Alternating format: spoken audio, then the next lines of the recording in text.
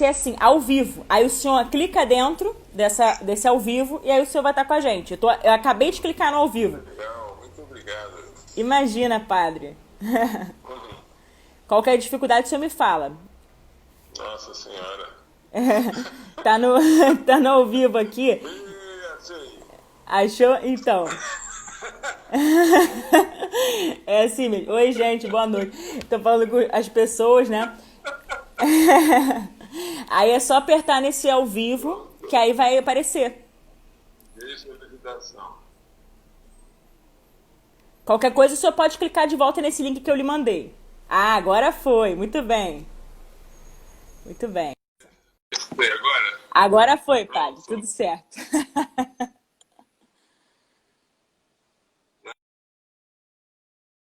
O senhor tá conectando.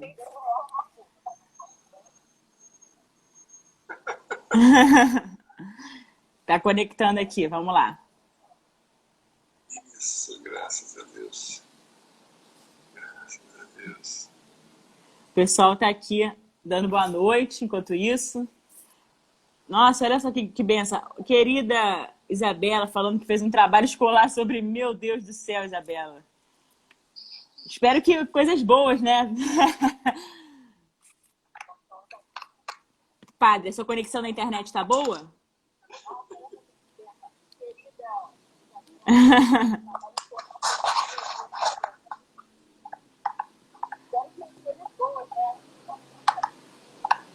Tá conectando, viu, gente?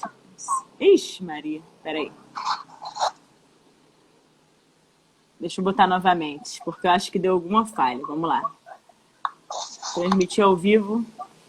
Pronto, vamos lá. Vê se vai aparecer, por favor. Tá conectando. Isso, solicitar. Isso.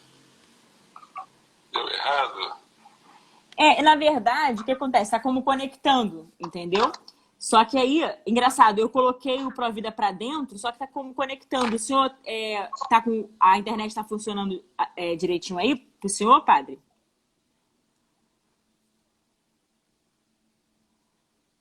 Ixi, problema de internet, eu acho. Misericórdia. É que a live vai ser muito boa, viu, gente? Aí, essas coisas acontecem, entendeu? Olha, padre, essa semana, só a misericórdia de Jesus. Ontem, sabe o que aconteceu? Tô falando com o padre no telefone pra ajudá-lo a entrar, tá, gente? Só pra vocês saberem. Vamos lá. Vou tentar de novo.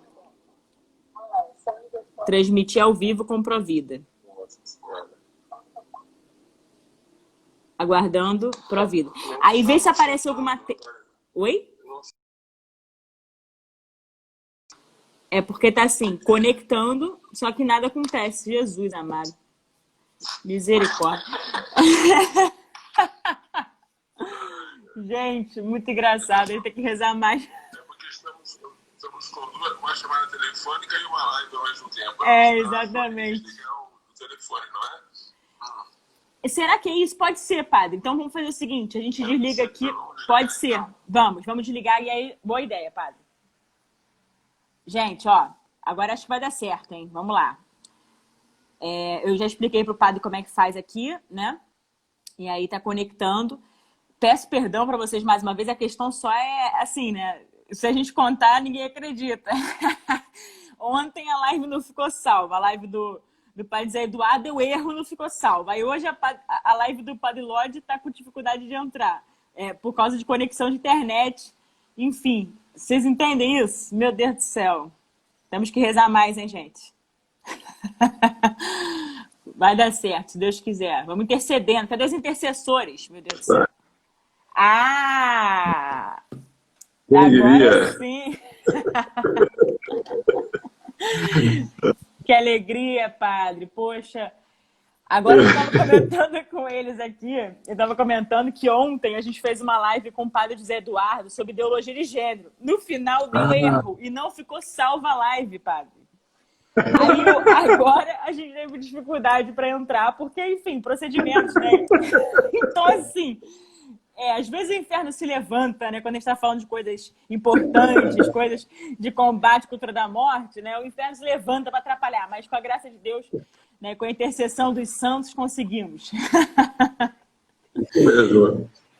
Muito bem, mas padre, ó, primeiro, muito bem-vindo aqui ao nosso canal. Todos estamos muito ansiosos para ouvi-lo. Hoje, a noite do senhor, eu vou ser uma mera coadjuvante aqui nessa noite, né? Ou seja, eu vou apenas ouvi-lo. O senhor tem muito a nos ensinar aqui sobre a cultura da morte, que é um tema que a gente combate há tanto tempo. Então, fique muito à vontade. Aqui o Instagram, ele tem o limitador de 1 hora, né? Mas eu sinalizo, quando estiver assim, próximo de acabar o tempo, eu sinalizo ao senhor até para a gente poder, no caso, ou caminhar para o fim, ou então, se for o caso, abrir uma nova live para a gente concluir, enfim. Mas aí fica à vontade, viu, padre? A noite é sua. Vamos rezar. Deus abençoe. Vamos rezar uma Ave Maria, né? Perfeito. Em nome do Pai, do Filho e do Espírito Santo. Amém. Amém. Ave Maria, cheia de graça, o Senhor é convosco. Bendita sois vós entre as mulheres e bendito é o fruto do vosso ventre, Jesus. Santa Maria, Mãe de Deus, rogai por nós, pecadores, agora e na hora da nossa morte. Amém. Amém. Glorioso São José, rogai por nós. Em nome do Pai, do Filho e do Espírito Santo. Amém. Amém. Então, o Cris, eu estou ansioso, mais do que a senhora, né? Para saber o que aconteceu lá. É verdade. No plenário virtual aí, como foi o abortoduto, os resultados lá, né? Já tem alguma coisa para nos dizer? Assim, além de lágrimas, padre. Não, são informações, porque muita gente fala com versões contraditórias, né? A senhora é de primeira mão a informação. Sim, sim. Então, o que aconteceu foi o seguinte, padre, em linhas gerais, a gente trabalhou bastante para tentar desidratar o máximo. Quando eu falo desidratar, eu diria tirar, né, as partes nefastas dos projetos. Eu diria que os projetos todos que compõem esse pacotão do abortoduto, como nomeamos, né, eles já nasceram assim, essencialmente maus, ruins. Ou seja, eram projetos que eles tinham na sua essência algo mal. Né? E eu falo por quê? Primeiro porque ele abria no seu arcabouço alguns precedentes para o aborto. Porque embora não tivesse ali de forma muito clara, muito expressa, por exemplo, para uma pessoa que não estuda a cultura da morte, a pessoa poderia ler e falar, não, isso aqui é apenas um projeto para combater a violência à mulher. Então, quem vai achar ruim, né? O problema era justamente essa manipulação semântica que eles adotaram. Então, eles fizeram um uso, né, da linguagem, uma manipulação linguística para tentar ludibriar mesmo a boa-fé de terceiro. Então, a gente conseguiu alguns êxitos importantíssimos, progressos, sim, de fato, a gente conseguiu. A gente conseguiu tirar direitos sexuais e reprodutivos, essa menção, a gente conseguiu tirar o que se chamava disque aborto, bolsa aborto, né? A gente conseguiu grandes avanços. O problema é que, como o projeto ele já nasceu, digamos assim, eivado de vício, como é que a gente ia salvar o projeto? Era impossível. Né? Então, na minha cabeça, pelo menos, ele tinha que ser sepultado. Não tinha outra solução. Né? Ou então que pelo menos fosse aprovada uma cláusula que de fato vedasse. E eu fui autora dessa emenda, para vedar 100%, né, o aborto, para que nenhum dos recursos, nada, nem equipamentos, absolutamente nada do projeto pudessem favorecer, nem direto nem indiretamente, o abortamento, a prática do aborto. Porém, o que aconteceu? A minha emenda, ela precisava de apoio de líderes partidários. E aí é aquela história, né, padre? No plenário tudo acontece. Então, às vezes, a pessoa diz que vai destacar nessa emenda, chega na hora, as coisas mudam de uma forma que a gente também desconhece. Então, infelizmente, a minha emenda não foi destacada, houve uma inadmissão por parte da relatora, né, da minha emenda, e ali dificultou, né? E com esses avanços, muitas pessoas se deram por satisfeitas, achando que, beleza, já que a gente conseguiu avançar, tirar, digamos, as partes mais gritantes, mais nefastas, então agora não tem problema nenhum. Inclusive pessoas que se dizem pró-vida. Só que eu acho também que rolou um pouco de inocência, né? Algumas pessoas eu acho até que pode ter sido por uma certa ignorância, ou seja, pelo desconhecimento do assunto. Outras eu acho que foi uma grande inocência. A pessoa não percebeu mesmo o que estava sendo discutido ali, né? E qual era o problema maior desses projetos? O problema é que ele se vincula, ainda que de forma indireta, ele se vincula à Lei Cavalo de Troia, que é aquela que a gente está querendo revogar pontos cruciais, né? Que é até objeto do nosso projeto 1977. Por quê? Porque, querendo ou não, esses projetos, eles fazem menções a normas técnicas que trabalham, né, que de algum modo tratam ali de aborto. Tem a Lei Cavalo de Troia, que tem o termo profilaxia da gravidez, que é justamente um eufemismo para aborto. Então, o veneno, infelizmente, por mais que a virulência maior tenha sido retirada, o veneno permaneceu, né, nesses projetos. E ali houve essa infelicidade, né, não com o meu voto, porque eu fiz questão de manifestar meu voto contrário a todos esses projetos, mas preciso dizer que, infelizmente, esses projetos foram aprovados e agora, se a gente quer uma solução, ou pelo menos um remédio, um antídoto, eu diria que mais emergencialmente se trata, né, sem demagogia nenhuma, eu acho que tem que ser a aprovação do nosso projeto, né, o 1977. Eu sempre falo, não porque é autoria da Cris, não, mas é porque é pela natureza da causa mesmo, né? Então, ali o projeto 1977, ele tira tudo aquilo de dano que havia para abrir precedente para o aborto, a gente revoga e altera dispositivos e uniformiza a legislação, porque a gente coloca o conceito de violência sexual tal qual o Código Penal, coisa que a Lei Cavalo de Troia não faz. A Lei Cavalo de Troia alarga esse conceito. Então, por isso que o nosso projeto é importante que seja aprovado, e eu aqui agradeço publicamente o senhor, porque eu vi que o senhor está apoiando e fez brilhantemente ali uma nota pelo Movimento pela Vida de Anápolis, em apoio ao nosso projeto, porque é aquilo, a gente tem que somar esforços mesmo, porque para sensibilizar mesmo, principalmente os parlamentares, a votarem e aprovarem esse tipo de temática. É sim, o PL 1977 de 2020, estão perguntando aí. De minha autoria também tem alguns outros signatários, né? O Francisco Júnior, tem acho que o deputado Eros, a Carla, enfim, tem alguns outros parlamentares que eu não me recordo de cabeça, mas que também são signatários desse projeto.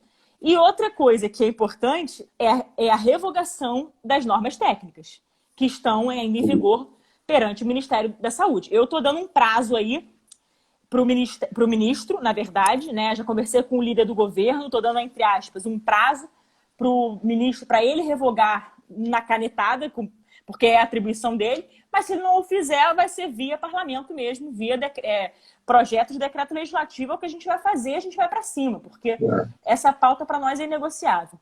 Enfim, esse é o panorama geral, padre, que eu gostaria de mencionar, né, também, e até respondendo a sua pergunta.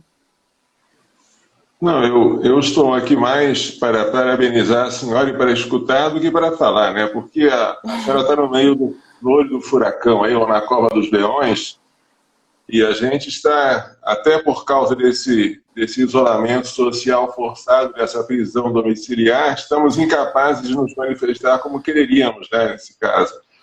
Então, eu estou totalmente a favor do PL 1977 de 2020. Acabei de publicar um vídeo editado daquela versão que eu dei para a senhora inicialmente, né?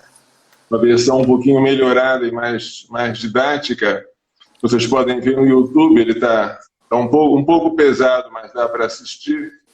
E agora, a nossa grande questão será o Rodrigo Maia, né? Porque se houvesse alguma sanção para o presidente que fica travando um projeto meses e meses, a gente fica ouvindo e não assistindo, falando e não sai disso. A senhora tem alguma sugestão para que nós possamos fazer?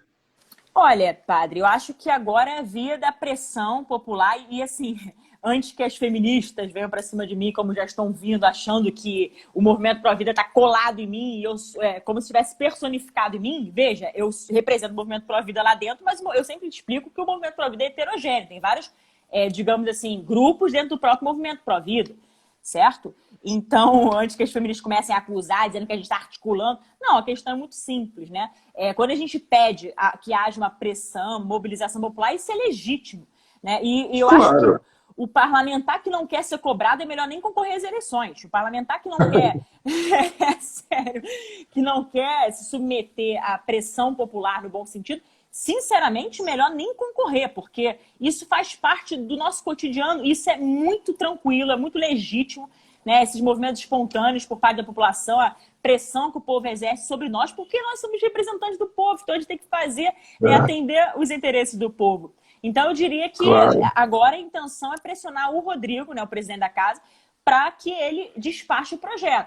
Só que aí é que tá, padre, não vai ser para uma comissão, porque a gente está num período de pandemia, no sistema de votação remoto, então as comissões elas não foram instaladas. Então a ideia é que ele despache o projeto, porém que a gente consiga, em caráter de urgência, colocá-lo no plenário. Eu acho que essa vai ser a nossa medida assim, mais emergencial, e para isso a gente precisa que algum líder partidário, né, que possa assinar o nosso requerimento de urgência para submetê-lo ao plenário para votação. Esse assim, o caminho das pedras, digamos assim, né? Isso no curso natural das coisas, não só esse projeto, o curso natural mesmo, que está sendo, ainda mais nesse tempo de pandemia, de restrição que a gente está tendo, até mesmo de acesso ao plenário, porque o Rodrigo limitou principalmente o acesso ao plenário aos líderes partidários. Eu mesma já sinalizei a todos que eu, como estou grávida, ainda tenho um impedimento que minha médica me impediu, assim, no bom sentido também, né? Ela acabou me fazendo uma determinação de que nesse tempo eu não viajasse, né? Pelo menos evitasse de viajar, né, justamente por conta da gravidez, considerando a pandemia. Então, eu estou obedecendo a médica, mas estou absolutamente fazendo tudo, trabalhando aqui 100%, né, pelo sistema de votação remoto, e estou fazendo tudo. Eu acho que estou, se bobear, sendo até mais demandada do que antes, o que também é absolutamente normal. Né? Então, estou grávida aí de 4 meses, para quem não sabia, os nossos amigos aí que estão nos assistindo. É uma bênção de Deus, conto com as orações de vocês, né? E é isso, padre. Eu acho que o padre foi um dos primeiros a saber da minha gravidez, né, padre? E essa alegria, Senhor, e esta honra, graças a Deus. É verdade. Então, para quem não está sabendo, o Rodrigo Maia não podia fazer o que ele faz. Ele já deveria ter despachado o projeto há muito tempo. Se ele não gosta do projeto, é problema dele. Mas quem vai dizer se é inconstitucional ou não é o plenário, mas não é ele. Se há uma cláusula, se ele achasse que o projeto é evidentemente inconstitucional, segundo o regimento interno, ele deveria devolver à autora, e a autora aí poderia recorrer ao plenário, mas nem isso ele fez. Então é uma coisa absurda o que o Rodrigo Maia está fazendo, e não é só com esse projeto, não. É com aquele outro que revoga o artigo 128 do Código Penal. Qual é o número dele mesmo, Cris? 2893/2019. Aquele é mais escandaloso, né? Porque tem mais de um ano que está parado. Mais de um ano para sair da mesa do Rodrigo Maia. Olha só, vocês veem como é que a coisa é horrível, né? Então, eu não consigo nem entender uma barbaridade dessa, né? Porque eu já vi projetos ficarem parados por outros motivos, mas nem sair da mesa do presidente, para mim é coisa nova. Não sei se isso já aconteceu alguma vez, mas é o que está acontecendo e nós precisamos fazer alguma coisa, não é? Então, eu quero deixar aqui o meu apoio a Cris, parabenizar pela sua gravidez. Acho uma coisa maravilhosa a gravidez, porque é um testemunho vivo da causa que ela está defendendo, né?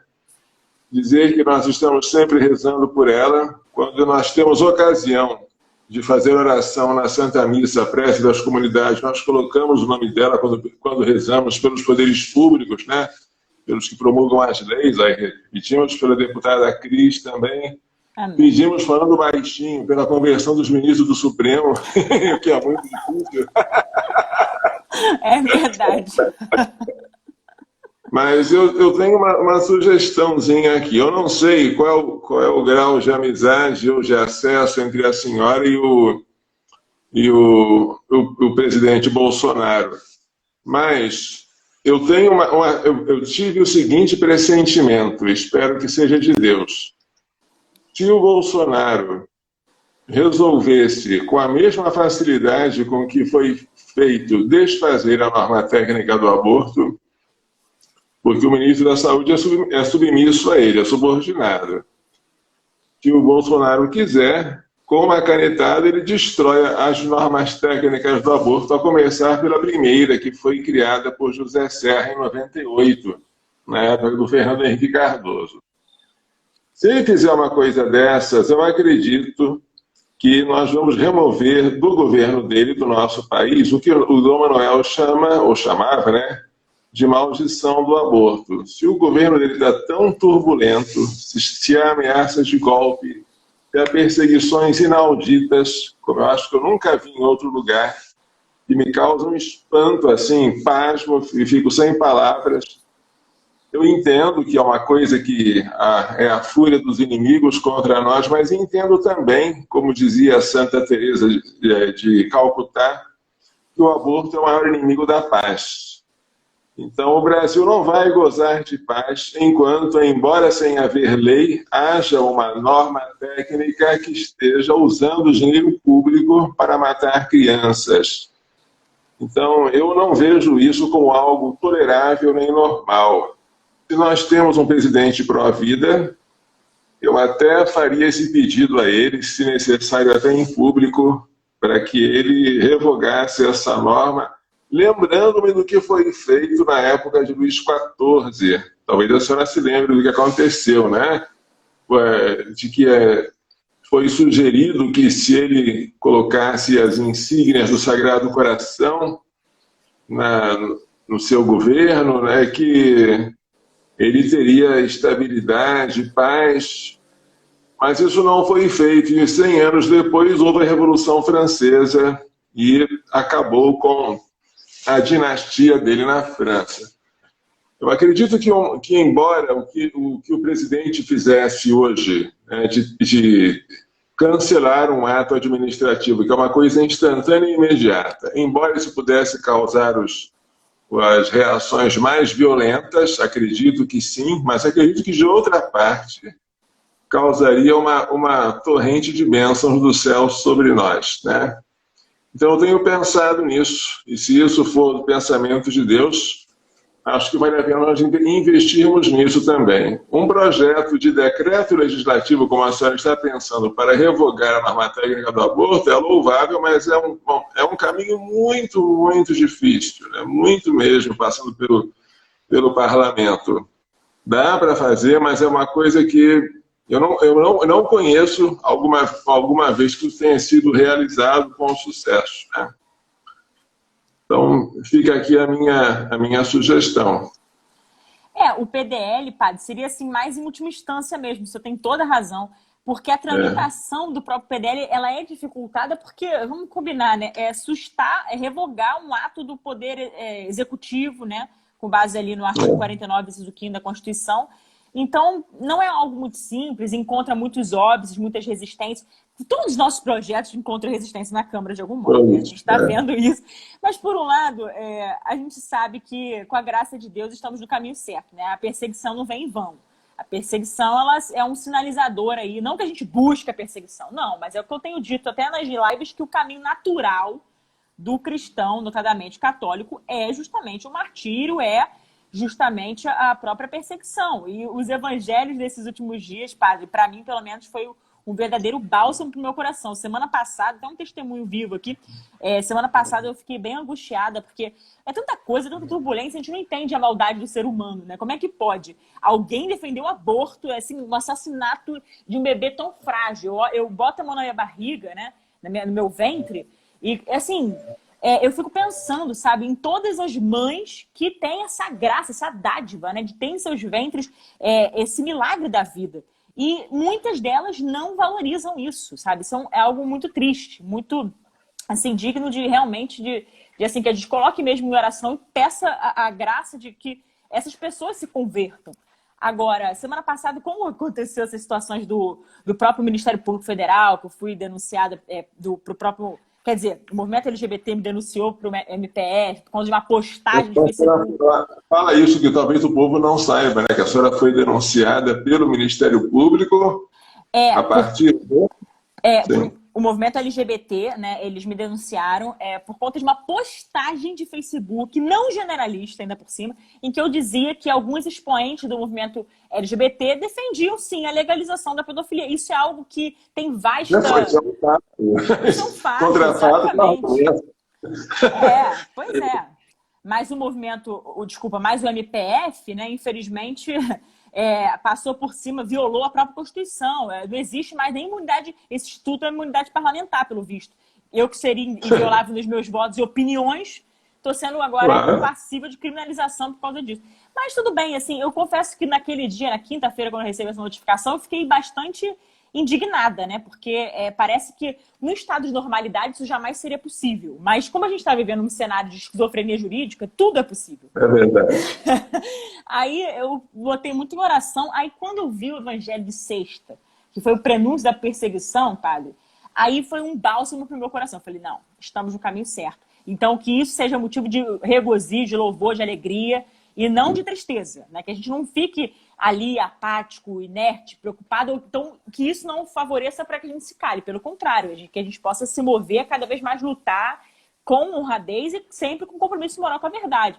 Então, para mim, pelo menos, esses evangelhos foram muito reconfortantes, né? E aí, até mesmo em relação ao Ministério Público, e também aquilo, né? A verdade está do nosso lado, padre. A gente, graças a Deus, a gente não falou isso por petulância, nem por vaidade, mas é aquilo, a verdade é objetiva. A gente quer mostrar que a verdade é subjetiva, cada um tem a sua, o relativismo total. Mas não, a gente tem uma verdade objetiva, uma realidade que é objetiva. O direito natural é a prova disso.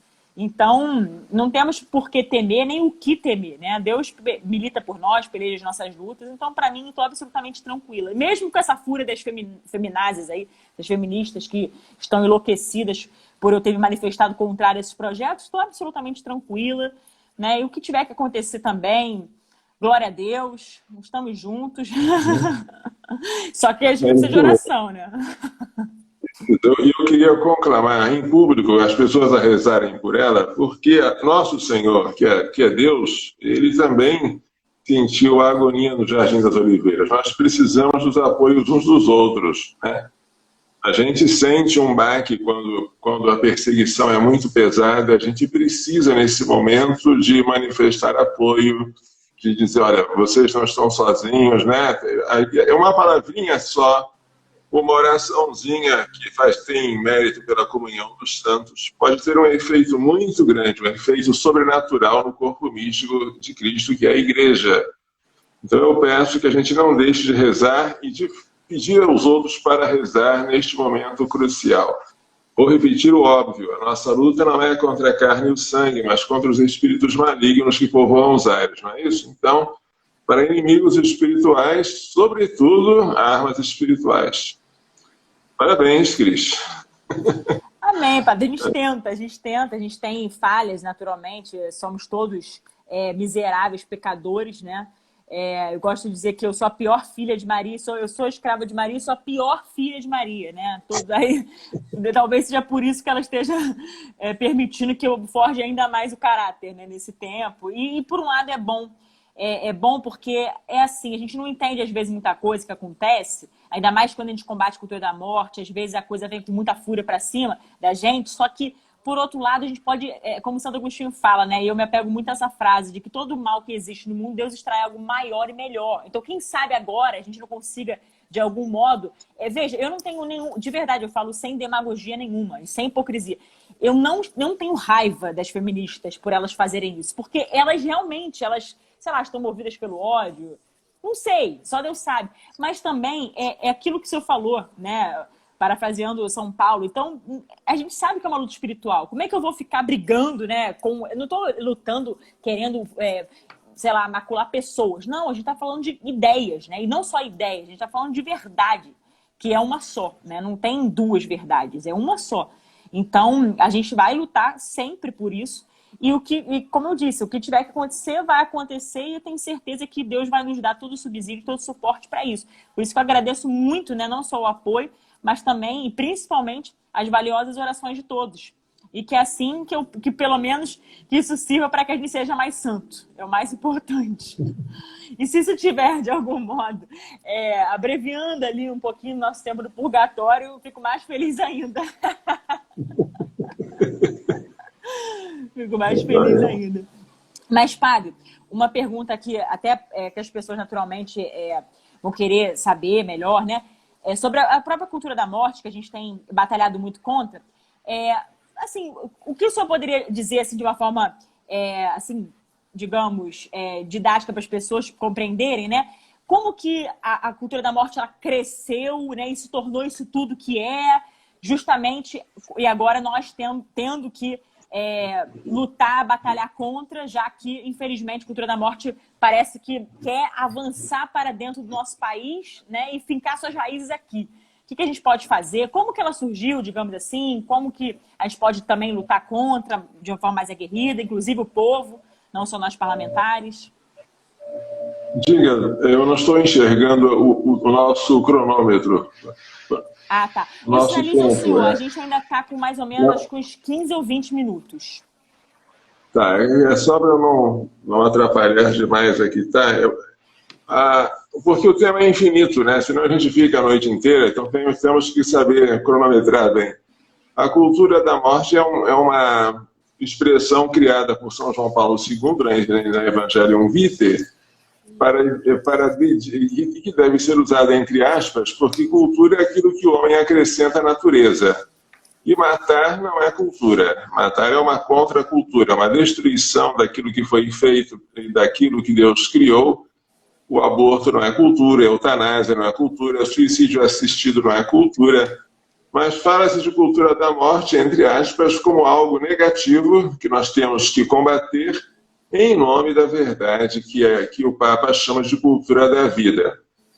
Então, o primeiro fator da cultura da morte é aquele que é o homicida desde o princípio, João 8,44. É fácil gravar porque 8 é igual a 4 mais 4, não é?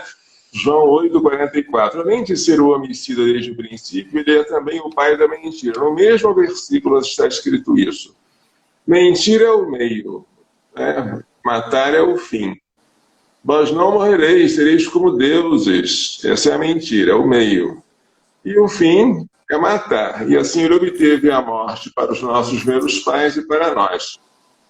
Assim é que entrou a morte no mundo, mas também entrou a concupiscência, entrou o pecado original, entrou a necessidade de nós lutarmos para obtermos a vitória contra os inimigos espirituais. Tudo isso nós estamos num campo de batalha. E agora nós perguntamos quem são os filhos da serpente, né?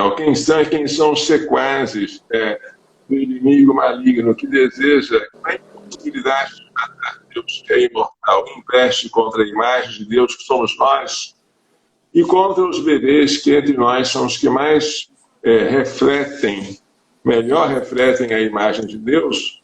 Aí nós temos um monte de parceiros, né, que não são os inimigos últimos, mas que são aliados do maligno. Nós poderíamos falar da IPPF, a multinacional da morte, poderíamos falar das indústrias de cosméticos que querem aproveitar os tecidos fetais ou embrionários para fazer sabões finos, não é?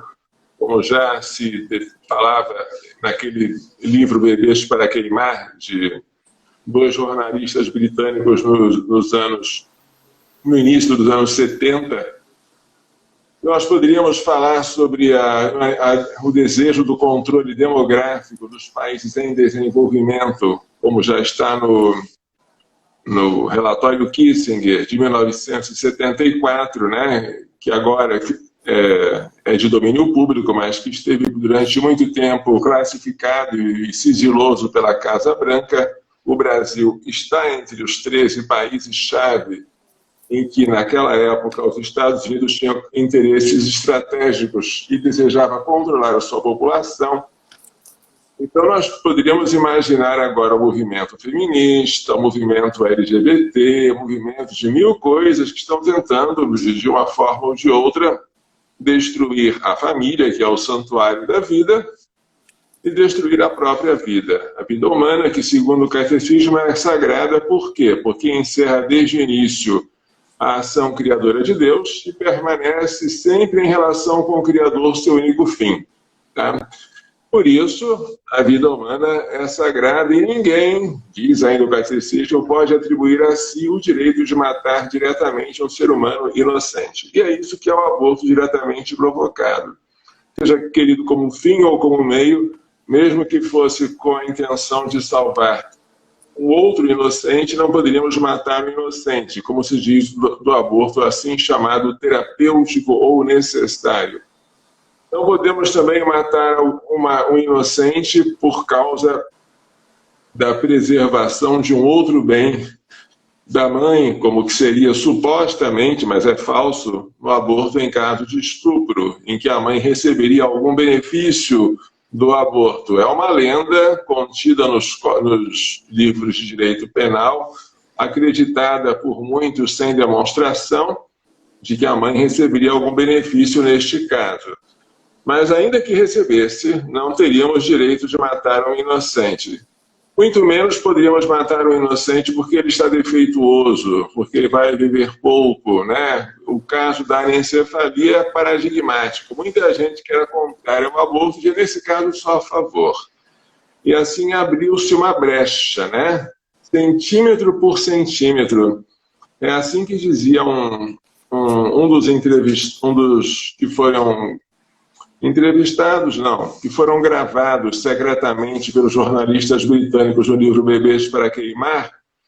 Ele disse que, desde que a lei do aborto entrou na Inglaterra, em 66, que havia sido dado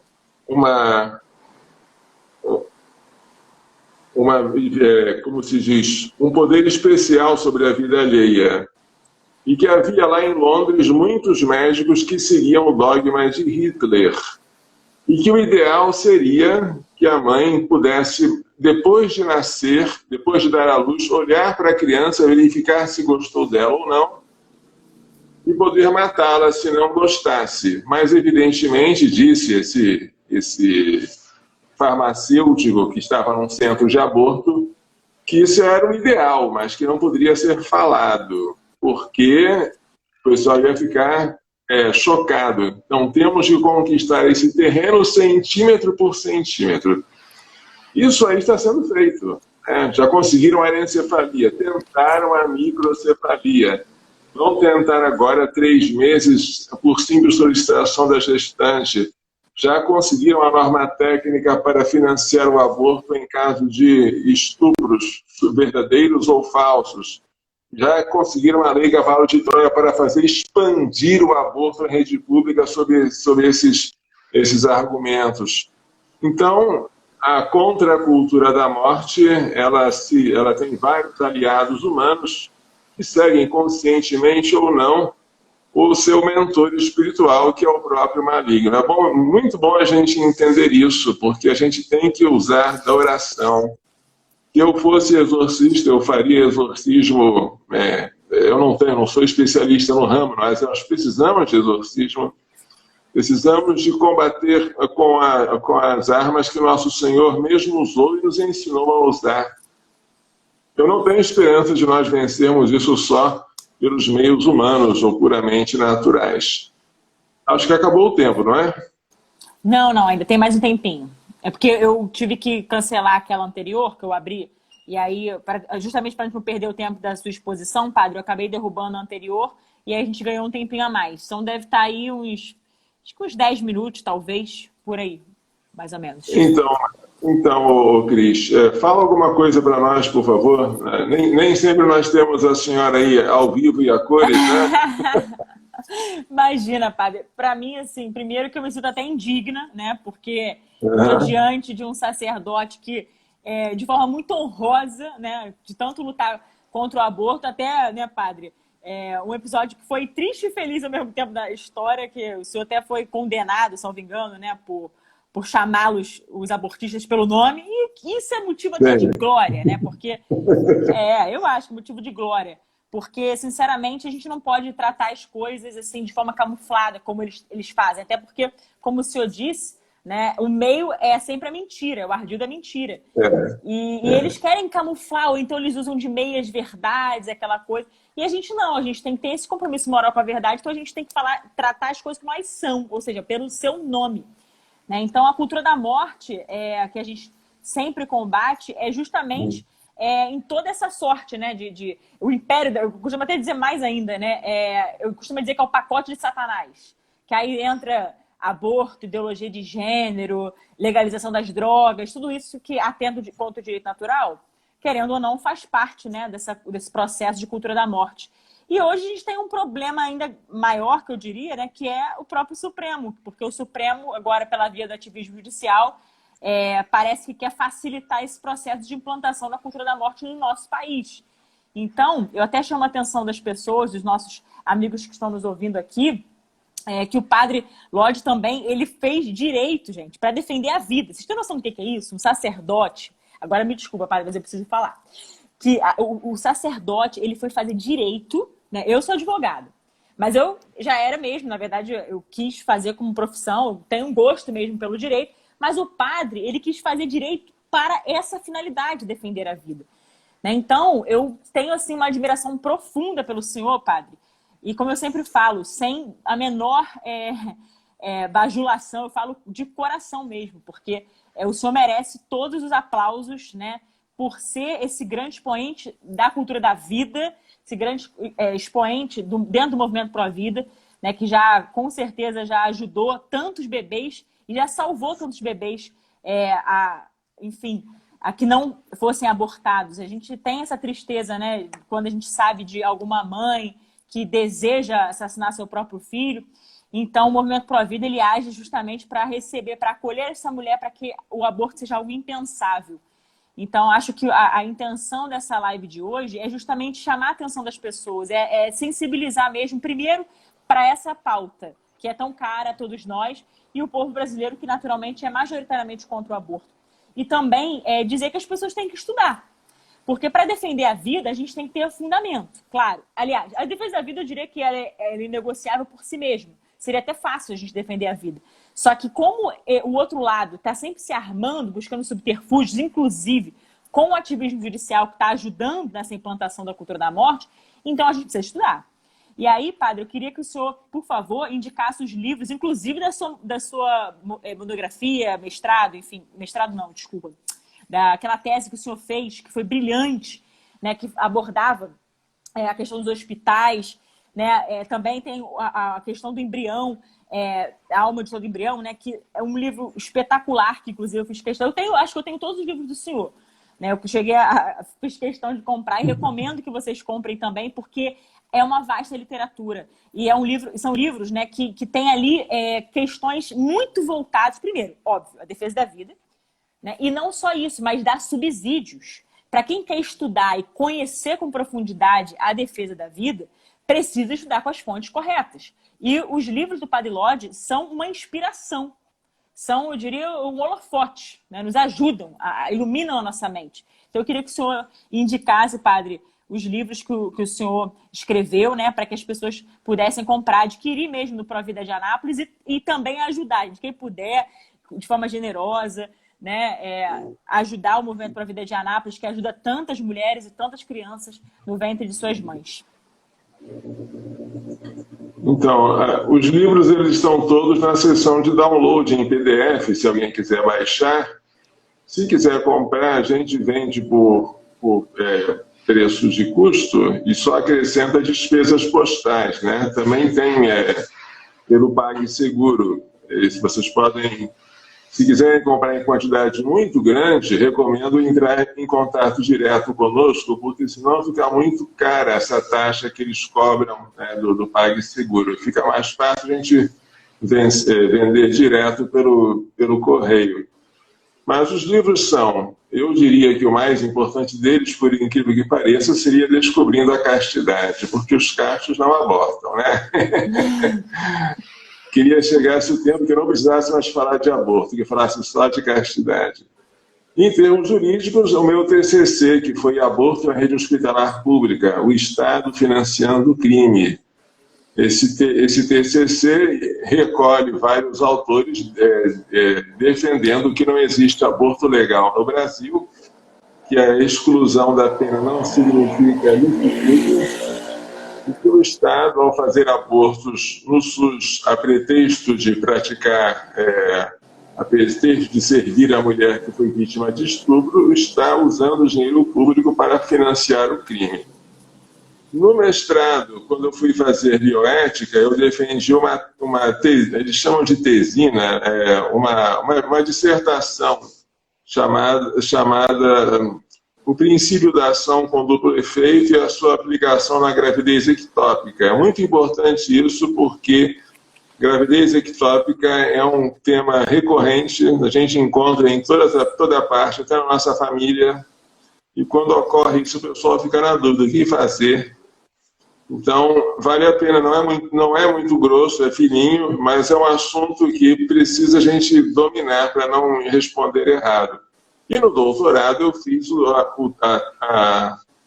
a tese sobre a alma do embrião humano, que trata da questão da animação, o momento em que a alma racional é criada e infundida por Deus no embrião humano, e por que Santo Tomás de Aquino dizia que esse momento não é logo no início da concepção, mas posteriormente. E por que hoje ele diria o contrário? É muito importante a gente ver isso. Como a Cris falou, a boa prática se funda numa boa teoria. Eu já vi, talvez, não sei nem se a Cris era nascida, mas em que época foi? 96? A senhora era nascida? Já, eu nasci em 91, padre. Que generosidade a Desculpa, sua. viu? Naquela época eu estava estávamos lá no Congresso Nacional e eu via gente defendendo o aborto citando Santo Tomás de Aquino. Que coisa horrorosa, né? A gente tem que aprender, tem que ler, tem que estudar, né? Senão... É só. Meu Deus! Isso é um malabarismo retórico, né? Meu Deus do céu, é Santo Tomás para defender aborto. Eu acho que eu já ouvi algo parecido com isso. Assim, é desse universo da esquizofrenia, né, que a gente está falando, infelizmente. Não dá para entender. Mas eu recomendo fortemente, viu, os livros do padre Luiz Carlos Lodge. É uma referência, né, uma autoridade no tema da cultura da morte. Como eu citei ontem, por exemplo, o padre Zé Eduardo como autoridade na ideologia de gênero, o padre Luiz Carlos Lodge é uma autoridade na cultura da morte. Tá? Então, é bom que vocês realmente tenham acesso, conheçam, se aprofundem nesse conhecimento, nesse estudo, né? E com o material do padre Luiz Carlos Lodge, inclusive ele tem também um curso fabuloso de bioética, né, padre? No YouTube, né? Diz para eles como é que faz para eles se inscreverem, se eles quiserem, enfim, como é que é o melhor caminho, por favor, padre? É só ir lá no canal Provida Anápolis, né? E se inscrever, você ativa o sininho para receber notificações, mas o curso já está lá pronto, né? Ele foi deixado online para quem quiser assistir, já tem um playlist só dele, e você pode assistir todas quantas aulas são, que eu já nem me lembro mais, são 30 aí. Esqueci, eram 10, mas tivemos que recortar em vários pedaços para ficar mais didático, né? Então, desde os fundamentos até os temas mais intrincados da bioética, eles são tratados lá e vale a pena, para quem não tem tempo de um curso presencial, fixar os olhos na tela de um computador para ficar assistindo, né? Um padre falou que são 26 aulas, o padre Pedro Paulo. Obrigada, padre. Padre Pedro Paulo, que está nos assistindo, disse que são 26 aulas. Olha que bênção, um padre assistindo aula de outro padre. Isso é uma alegria muito grande. É isso aí, gente. Bioética. E como o nosso tempo agora está se encerrando, a gente vai ter que ir para as considerações finais. E mais uma vez, padre, quero te agradecer assim, grandemente por tudo que o senhor faz, né, pela causa da vida. Como eu disse, eu reitero aqui, tenho uma admiração, um carinho profundo pelo Senhor, por tudo aquilo que o Senhor já fez e por tudo aquilo que o Senhor continua fazendo por aqueles que não têm voz. E é o que eu digo, nós temos que ser a voz desses pequeninos, né? E parafraseando nosso Senhor, né, que já falava que vinde a mim todas as criancinhas, porque delas é o reino dos céus. Então, quem tem medo de uma criança, eu tenho que ter pena dessas pessoas. Né, tem que pedir misericórdia mesmo, porque como é que pode uma criança oferecer algum tipo de medo, algum tipo de, sei lá, né, de risco, ou então como é que posso dizer? Enfim, tem pessoas que parece que olham para a criança, ai meu Deus, que nem o caso de estupro, né? Eu vou lembrar do caso de estupro. Gente, uma criança, um bebê no ventre materno vai fazer a reminiscência do estupro, ou seja, vai fazer com que ela lembre do caso do estupro, isso não tem o menor sentido. Né? Então, o aborto ele precisa ser ele é abominável em todos os casos. Não existe um caso sequer que a gente possa vir a defender o aborto. Inclusive, a Igreja Católica o condena sempre, em todos os casos. E como a gente sempre fala, né, sobre as escusas absolutórias, isso é uma lei iníqua. O artigo 128 do nosso Código Penal ali é uma lei iníqua, porque trata de escusas absolutórias, que seria um processo de despenalização, ou seja, excludente de punibilidade para o aborto, mas o aborto continua sendo crime. E mesmo assim, mesmo naqueles casos, o aborto ele continua sendo algo abominável e ele não pode ser algo que jamais possa ser praticado por qualquer pessoa que seja. Então, que a gente tenha essa mesma ousadia dos apóstolos, dos mártires, para lutar pela vida dos santos inocentes que estão no ventre de suas mães, né? Que a gente tenha essa firmeza também, né? Para que sempre lutemos com todas as nossas forças, porque eles são santos inocentes mesmo. Eles estão ali, né, como indefesos, os vulneráveis, os mais vulneráveis, os mais frágeis de todos os seres. Então, Padre Lodi, muito obrigado pela sua luta, por tudo aquilo que o senhor já fez pelo movimento e porque o senhor continua sendo essa grande referência para todos nós. E fica à vontade para suas considerações finais e te agradeço mais uma vez. São 30 segundos, não são? Não, ainda acho que uns 2 minutinhos. Vamos rezar um agradecimento, então, a Deus. Claro. Nós nos damos graças, Senhor nosso Deus, por todos os vossos benefícios, vós que veis e reinais pelos séculos dos séculos. Amém. Ó Maria concebida sem pecado, rogai por nós que recorremos a vós. Glorioso São José, rogai por nós. Vamos dar a bênção da gestante, não é? Versão curta. O Senhor esteja convosco. Ele está no meio. A bênção de Deus Todo-Poderoso, Pai, Filho e Espírito Santo, desça sobre ti, sobre teu filho em gestação, para que ele seja dado à luz num parto feliz e corra para as águas do renascimento do batismo. E, assumindo a filiação divina, possa um dia vir a Deus face a face. A bênção de Deus Todo-Poderoso, Pai, Filho e Espírito Santo, desça sobre vós e permaneça para sempre. Amém. Tchau. Amém. Obrigada. Nossa Senhora de Guadalupe, interceda por todas nós grávidas e por todos nós que lutamos pela vida. Obrigada, Padre. Deus abençoe a todos vocês que estão aqui ouvindo essa live, né? Compartilhem. Padre, eu vou deixar no IGTV, tá? Se o Instagram não nos boicotar hoje, eu vou deixar salvo no IGTV, tudo bem? Tem essa autorização? Então tá bom. Maravilha. Então é isso, queridos. Boa noite, santa noite para todos vocês e até amanhã às 11 horas no Santo Terço. Beijo grande. Obrigada, Padre. Fique com Deus. Amém. Tchau, tchau.